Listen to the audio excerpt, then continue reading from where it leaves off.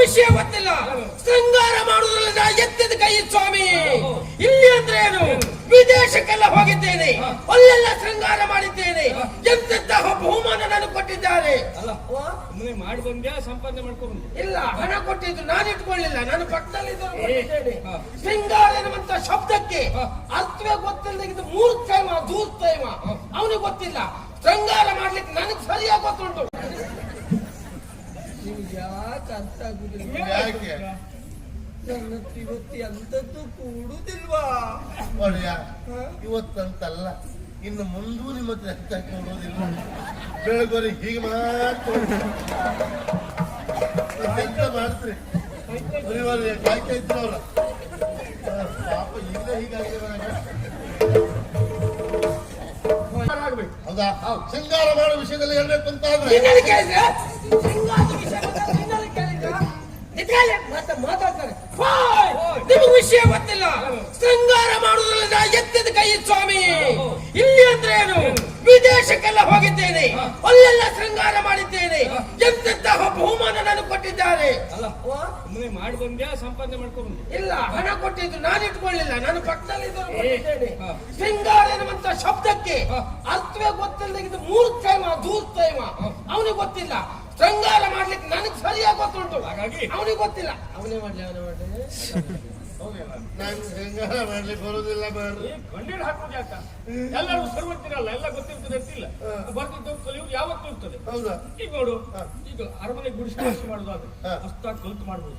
ಆದ್ರೆ ಒಂದು ವಧುವರನ ಕೋಣೆ ಶೃಂಗಾರ ಹಾಗಲ್ಲ, ಅದನ್ನು ಗೊತ್ತಿಲ್ಲದೆ ಇದ್ದವರೆಲ್ಲ ಮಾಡಿದ್ರೆ ಆಗುದಿಲ್ಲ. ಮಕ್ಕಳಾಟಿಕೆ ಎಲ್ಲದು ಪ್ರಥಮ ರಾತ್ರಿ ಜೀವನದಲ್ಲಿ ಒಂದೇ ಬಾರಿ ಬರುವುದು, ಬರುವುದಿಲ್ಲ. ಹಾಗಾಗಿ ನೀ ಬರ್ದಿದ್ದವ ಇವತ್ತು ನೋಡಿ ಕಲ್ತ್ಕೊಳ್ಬೇಕು. ಮಾಡುದೇನ ಒಂದು ಮಾಡ್ಬೇಕು. ಕರೆದು ಕಚ್ಚಿಸಿಕೊಂಡಾದ್ರೂ ಹೀಗೆ ಆಗುವುದು.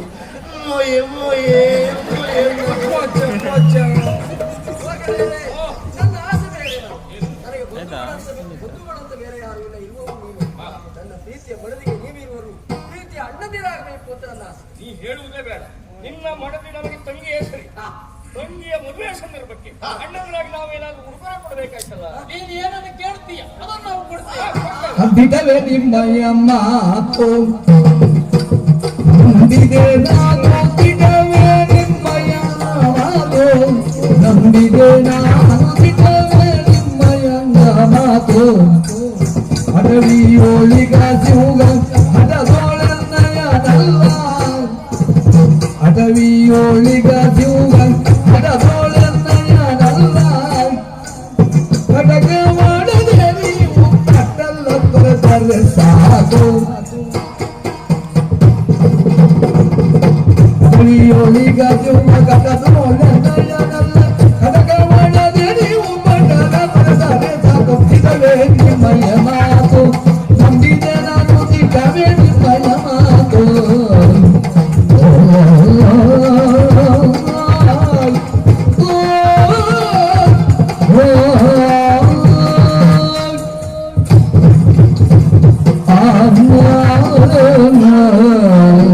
ಪರಮ ಸಂತೋಷವಾಯಿತು ನನಗೆ. ಬದುಕಿನಲ್ಲಿ ಒಡಹುಟ್ಟನ್ನು ಕಾಣದಿರುವವಳು ನಾನು. ನೀವು ಒಡಹುಟ್ಟಿದ ಅಣ್ಣನಂತೆ ಇದ್ದು ಉಡುಗೊರೆ ಕೊಡ್ತೇನೆ ಅಂತ ಹೇಳ್ಬಿಟ್ರಲ್ಲ, ಇದಕ್ಕಿಂತ ನೀನು ಹೆಚ್ಚು ಸಂತೋಷ ಬೇಕಾ ನನಗೆ? ನಾನು ಕೇಳಿದ್ದೇನೆ, ಈ ನಾಡನ್ನು ಪಡೆಯುವಲ್ಲಿ ನಮ್ಮವರು ಎಂತಹ ಸಾಹಸವನ್ನು ಮೆರೆದಿದ್ದಾರೆ. ನೀವು ಎಡಬಲದ ಭುಜಗಳಾಗಿ ಅವರಿಗೆ ಸಹಕರಿಸಿದ್ದೀರಿ. ಆ ಕಾರಣಕ್ಕಾಗಿ ನಿಮಗೆ ಪಾದ ಮಾಡಿ ಕೊಟ್ಟಿದ್ದಾರೆ ಹೌದಪ್ಪ. ಗೆದ್ದಂತಹ ಭೂಮಿಯನ್ನು. ಅದು ಬಂದು ನನಗೊಂದು ಆಸೆ, ನನ್ನ ಗಂಡ ಅಂತ ಹೇಳಿದ್ರೆ ಸಿಂಹ ಸ್ವಯಮೇವ ಮೃಗೇಂದ್ರತ ಪುರುಷ ಸಿಂಹ ಅಂತಿರುವಂತ ನಮ್ಮವರು ಹಾ. ಸಾಮ್ರಾಟರಾಗಿ ಮರೆಯಬೇಕೆನ್ನುವ ಆಸೆ. ಹಾ. ನಾನು ಅವರ ಜೊತೆಯಲ್ಲಿ ಸಾಮ್ರಾಜ್ಞಿಯಾಗಿ ಕುಳಿತುಕೊಳ್ಳಬೇಕು. ಆಗ್ಲಿ. ನನ್ನ ಆಸೆ ಈಡೇರಬೇಕು ಅಂತಾದ್ರೆ ಹಾ. ನೀವು ಹೇಳಿದ್ರಲ್ಲ ಈಗ ಉಡುಗೊರೆಯಾಗಿ ಕೊಡ್ತೇನೆ ಅಂತ. ಹೌದು. ನೀವು ಪಡೆದಿರುವಂತಹ ನಿಮ್ಮ ಪಾಲನ ಉಡುಗೊರೆಯಾಗಿ ಮೊದಲಾಗಿ ಊರಗಿನಾದಿಗೆ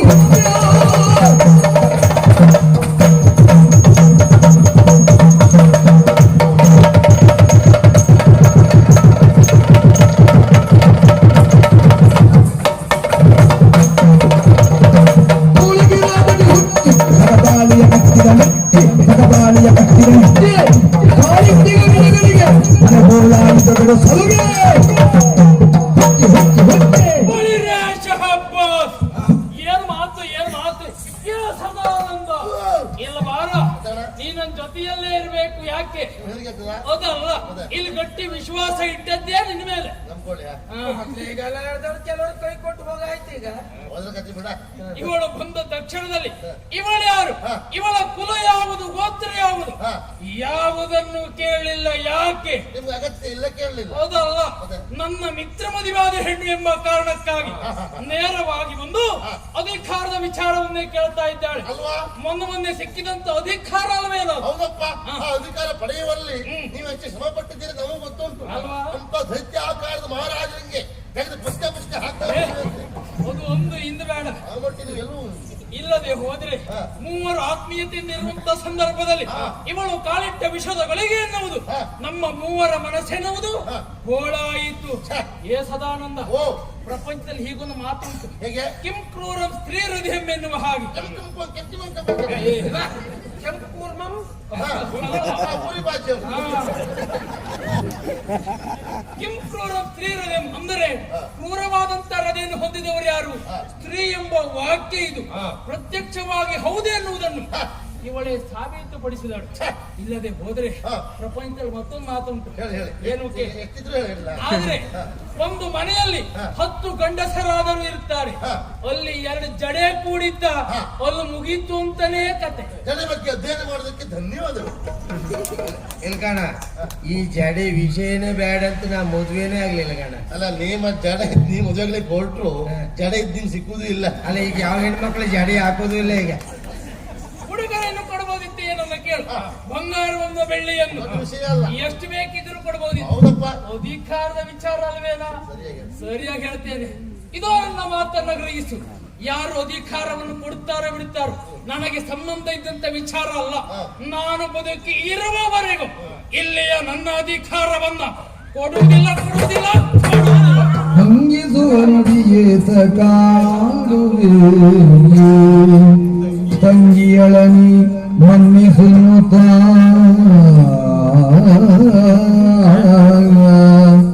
ಗಂಗೆನಯದಳು ಬೇಡಿದಳು.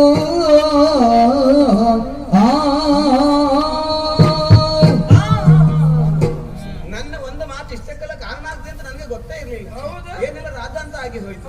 ಛೇ, ಆತ್ಮೀಯರಾಗಿರುವಂತ ನಿಮ್ಮೂರಲ್ಲಿ ನನ್ನೊಂದು ಮಾತು ಮನಕ್ಕಶಾಹಿಕ ಕಾರಣ ಆಗಿ ಹೋಯ್ತಲ್ಲ, ತಪ್ಪಾಗಿ ಹೋಯ್ತು. ಎಷ್ಟಂದ್ರೂ ನಾ ಸಣ್ಣವಳಲ್ಲವೇ?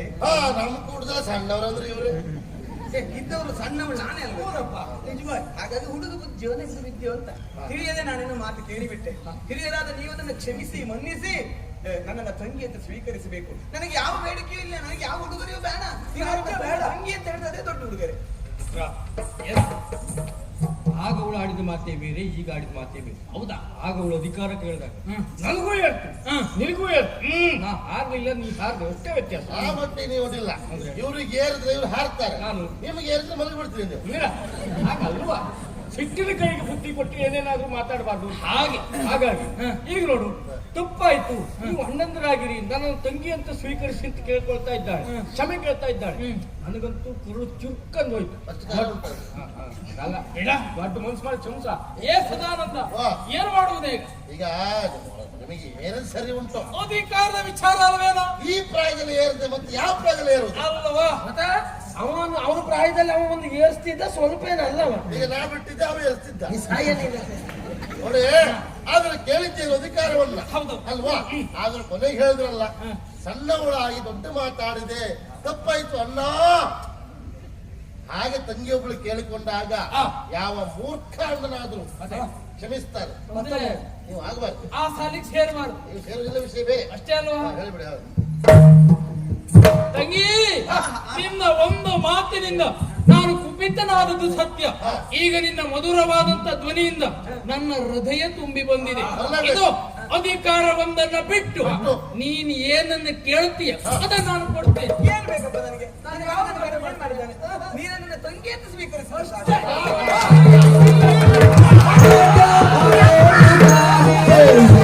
ಊಟ ಊಟೋಳು ನಾನೇ, ಊಟ ನಡೆದೋಳು ನಾನೇ, ಬೇಟೆ ಗೆಲ್ಲೋಳು ನಾನೇ, ಆಟವೋ ಫಲಭಾಗ್ಯವೋ.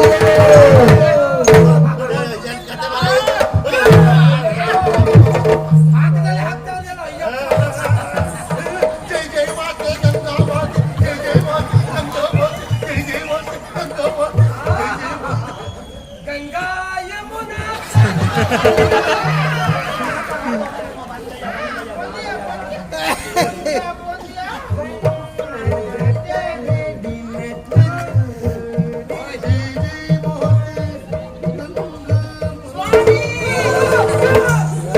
ಸ್ನೇಹಿತ ಕೊಡುವುದಿಲ್ಲ ಅಂತ ಹೇಳಿದ. ಅವಳನ್ನು ಕೊಂದುಬಿಟ್ಟೆ. ನಾನು ಬಯಸಿದ್ದು ನನಗೆ ಸಿಗಲೇಬೇಕು. ನಾನು ಹೇಳಿದ್ದು ನಡೀಲೇಬೇಕು. ಒಮ್ಮೆ ಅದಾಗಲಿಲ್ಲ ಅಂತ ಆದ್ರೆ ನಾನೇ ಈ ಕೊಂಡುಬಿಟ್ಟೆನು. ಕೊಡುವುದಿಲ್ಲ. ತಂಗಿ ಅಲ್ಲ, ನೀ ಗಂಗಕ್ಕ ಎಲ್ಲ ಕೊಡ್ತೀನಿ.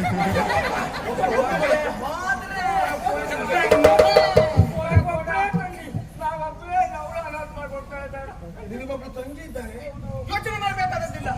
ಸ್ವಾಮಿ, ನಿಮಗೊಬ್ಬ ತಮ್ಮ ಇದ್ದಾನೆ ಅಂತ ಹೇಳಿದ್ರಲ್ಲ, ನಿಮ್ಮ ತಮ್ಮನೇ ಅವನ ತಂಗಿಯನ್ನು ಮದುವೆ ಆಗಲಿ.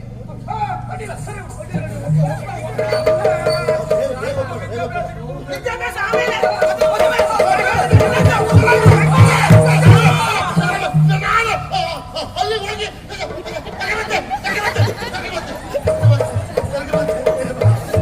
ಜೈ ಜೈ ಮಾತೆ ಗಂಗಾ, ಜೈ ಜೈ ಮಾತೆ ಗಂಗಾ.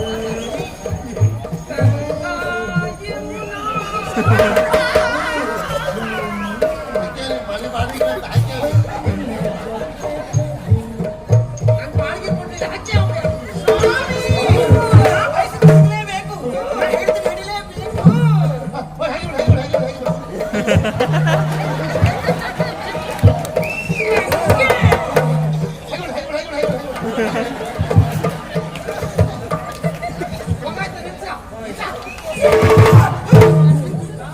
ಹನುಮಂತಾರಿ ಗೊತ್ತಾಗೈತೆ ಮನೆ.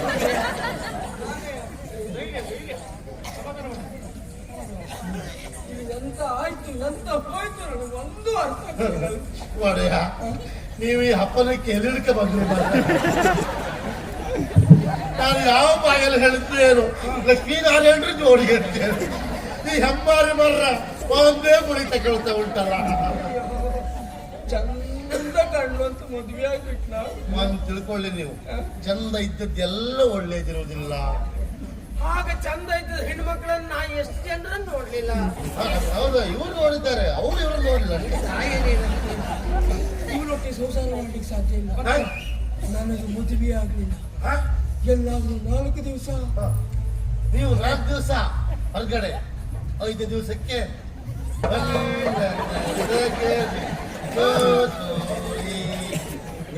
ಮಾಡ್ಕೊಳ್ಳಿ. ನಾನೇನು ಆ ಭಾವನೆಗೆ ಒಳಗಾಗಿ ಹುಳಿಗೆ ಅಕ್ಕ ತಂಗಿ ಇದ್ರೆ ನಾನು ಮದುವೆ ಆಗ್ತೀನಿ ಅಂತ ಹೇಳ್ಬಿಟ್ಟು ಮೀರಾ ಮದುವೆ ಆಗಿದ್ರು ಸಮಸ್ಯೆ ಇಲ್ಲ. ಅವಳ ಅಕ್ಕ ತಂಗಿ ನಂಗೆ ಬೇಡ ಬೇಡ. ಇವತ್ತು ನಿಮ್ಮ ಪ್ರಥಮ ನನ್ನ ಪ್ರಥಮ ರಾತ್ರಿ ಕೊನೆಯ ರಾತ್ರಿ ಆದ್ರೂ ಆಯ್ತಾ?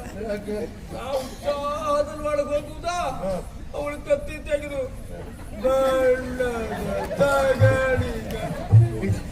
ಹೋಗಲೇಬೇಕು. ರಾತ್ರಿ ಬೆಳಗ್ಗೆ ಮಾಡುವುದೇ. ನೀವು ಒಂದು ಮೂಲೆಯಲ್ಲಿ ಕುಳಿತುಕೊಂಡು ಪುರಿ ಮುಟ್ತೇವ, ಮತ್ತೊಂದು ಮೂಲೆಯಲ್ಲಿ ಕುಳಿತುಕೊಂಡು ಜಪ ಮಾಡ್ತೇವೆ. ನಿನಗೆ ಬಿಟ್ಟಿದ್ದು ನೋಡು. ನನಗಾಗ ಒಂದು ಉಪಕಾರ ಮಾಡು. ಏನು ಮತ್ತೆ ಎಂತದ್ದು ಅಲ್ಲ, ನನ್ನೊಟ್ಟಿ ನನ್ನ ಕೋಣೆ ನೀನು ಬಂದ್ಬಿಡ. ಮಾತಾಡ್ತೀರ ನಿಮ್ ಪ್ರಥಮ ರಾತ್ರಿ ಓದರೆಲ್ಲ ಹೋಗ್ತಲ್ಲ ಮರ. ನೀ ಸುಮ್ಮನೆ ಸಾಯಿ ಮರೆಯ ಸುಧಾರಿಸ್ಕೊಳ್ಳೋರು ಅವರಿಬ್ರು ಹೋಗ್ಲಿ ಅಟ್ಲಾಗೆ. ನೀನು ಬೈಗತ್ತಿಯಾಗ ನಿಮ್ಗೆ ಯಾಕೆ ಅರ್ಥ ಆಗುದಿಲ್ಲ? ಯಾಕೆ ನನ್ನತ್ರ ಇವತ್ತು ಎಂತದ್ದು ಕೂಡುದಿಲ್ವಾ? ಒಳ್ಳೆಯ ಇವತ್ತಂತಲ್ಲ, ಇನ್ನು ಮುಂದೂ ನಿಮ್ಮ ಹತ್ರ ಎಂತ ಕೊಡೋದಿಲ್ಲ. ಬೆಳಗೋರಿ ಹೀಗೆ ಮಾತ್ರ ಎಂತ ಮಾಡ್ತೀರಿ? ಪರಿವಾರ ಕಾಯ್ತಾ ಇದ್ರು ಅವ್ರ ಪಾಪ ಈಗ ಹೀಗಾಗ್ತದೆ. ನೀವೊಂದು ಉಪಕಾರ ಮಾಡಿ, ಸ್ವಲ್ಪ ಹೊತ್ತು ಅವ್ರು ಕೋಣೆ ಹೊರಗಡೆ ಕೂತ್ಕೊಂಡು ಅವ್ರ ಒಳಗಡೆ ಎಂತ ನಡೀತಾ ಉಂಟು ಅಂತ ನೋಡ್ಕೊಂಡು ಬಂದಿ ಹೋಗಿ. ಹೌದು, ಹೊರಗಡೆಗ? ನಿಮ್ಗೆಲ್ಲ ಗೊತ್ತುಂಟು ಆ ವಿಷಯದ. ಹೋಗಿ ಹೋಗಿ ಅಪ್ಪ. ನಂಗೆ ಎಂತದ್ದು ಗೊತ್ತಿಲ್ಲ, ಯಾಕೆ? ನಾನು ಹೊಸಬ. ಇಲ್ಲ, ಇಲ್ಲ. ಮೊದಲು ಕಲಿಯಿರಿ. ಒಂದು ಉಪಕಾರ ಮಾಡಿ, ಏನೋ ನಂಗೊಂದು 4 ದಿವಸ ಬಿಡಬೇಕು. ಯಾಕೆ? ನಾನು ನಮ್ಮ ಹಳ್ಳಿ ಕಡೆಗೆ ಹೋಗಿ ಬರ್ಬೇಕು. 4 ದಿವಸ ಬಿಡು. ಯಾರು ಸತ್ತೋದ್ರ? ಅವಸರ ಬಾ. ಅವಸರ ಉಂಟು, ಸತ್ತು ಹೋಗ್ಲಿಲ್ಲ. ನಂಗೆ ಒಂದು ವಾರ ಬಿಡಬೇಕು. ನಿನ್ಗ್ಯಾಕ ನಿನ್ಗ್ಯಾಕ ಸಾಹಿತ್ಯ ಸಮ್ಮೇಳನ ಉಂಟು. ಎಲ್ಲಿ? ಇಲ್ಲ ಅದು ಅದೇ ಕಡೆ. ನಾನು ಗೊತ್ತಾ? ನೋಡು, ಏನೇ ಇದ್ರು ಬಿಡುವ ಕಡೆಗೆ ನೀ ಸರಿ ಕೇಳಿದ್ರು ಕೊಡ್ಬೋದು. ಎಂತ ಕೇಳಿಲ್ಲ. ನನಗೆ ಒಂದು ವಾರ ಬಿಡಬೇಕು ಅಂತ ಹೀಗೆ ಕೇಳಿದ್ರೆ ಆಗ್ತಿತ್ತು. ಹಾ. 7 ದಿವಸ, ಹಾ. 6 ದಿವಸ ಕೇಳ್ಕೊಂಡು 1 ವಾರ ಬಿಡ್ಬೋದು ನಿಮಗೆ. ಇದು ಶನಿವಾರದವರಿಗೆ ಮಾತ್ರ. ಅಂದ್ರೆ ಆಯ್ತವ್ರು ಬಿಡುವಲ್ವಾ? ಅದಕ್ಕೆ ಕೇಳಲೇ ಇಲ್ಲ ನಾನು. ಹಾಗಾಗಿ ಏನೇ ಕೇಳುವುದಿದ್ರು ನನ್ನ ಹತ್ರ ಅಲ್ಲ. ಹಾ. ನಾ ಅಧಿಕಾರ ಬಿಟ್ಟಾಯ್ತು. ಮಹಾರಾಜರ ಹತ್ರ ಕೇಳ್ತಾ ಪ್ರಯೋಜನ ಇಲ್ಲ.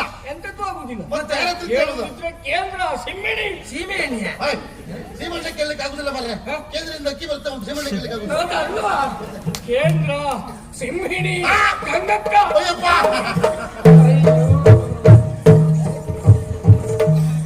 ಸಾಧನೆ ಮಾಡ್ಬೇಕು ಅಂತ ಸಾಣಮನೆಯಿಂದ ಇಲ್ಲಿಗೆ ಬಂದ ಒಡದಲ್ಲಿ ಹಣವಾಗಿ ಬಿಟ್ಟಲ್ಲಪ್ಪ. ಆದ್ರೆ ಒಂದು ಸಂತೋಷ ಪಡುವಂತ ವಿಷಯ ಅಂತ ಹೇಳಿದ್ರೆ, ಹಾ. ಸಾಯುವಂತ ಗಳಿಗೆಯಲ್ಲಿ ನಗ್ಯಾಡ್ತಾ ಸತ್ತಿದ್ದಾನೆ.